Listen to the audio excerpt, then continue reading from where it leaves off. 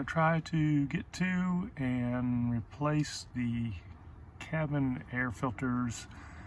Apparently there's two of them in here and they sit side by side back behind this duct right here. So get started and I'll let you know what size tools we need.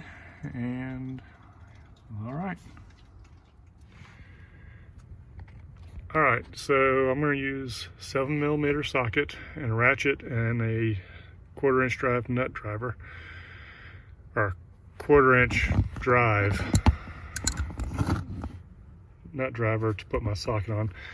You could use an extension on your ratchet, but there's supposed to be 3 bolts.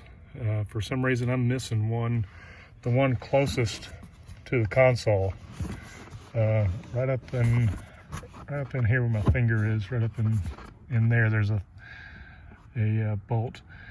Apparently it was too hard to put back in. This is the first time I think I've had this down.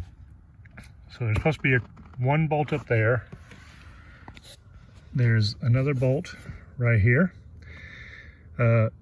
This one is the one I need to use the ratchet on because it's there's only 4 inches of clearance there.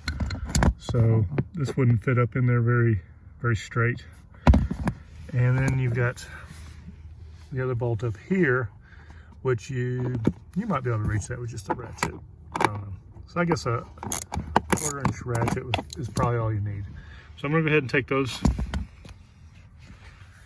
All right, so I'm gonna go ahead and take those 2 bolts down. I don't have to take the 3rd one down, so. All right, so like I said, I only had 2 bolts to take out. The longer one went up on this side right here. The shorter one was underneath, right about in the middle here. So now those 2 bolts are out, and like I said, I didn't have a 3rd one, so to go ahead and see, this should just come right down. And yep. So on here you can see where your 3 bolts should be. Should be 1 here, 2 there, and the 3rd one should be right here. All right, so I'll set this out of the way. All right, so now with the kick plate cover off, looking underneath here, and I'm thinking to myself, this right here looks like a good spot for a cabin air filter. But yeah, that doesn't come off. Looks like it maybe with one design or something that could have been open, and a screw could have went in here to hold a cover on there. But it does not come off. It's all molded together. There's nothing in there.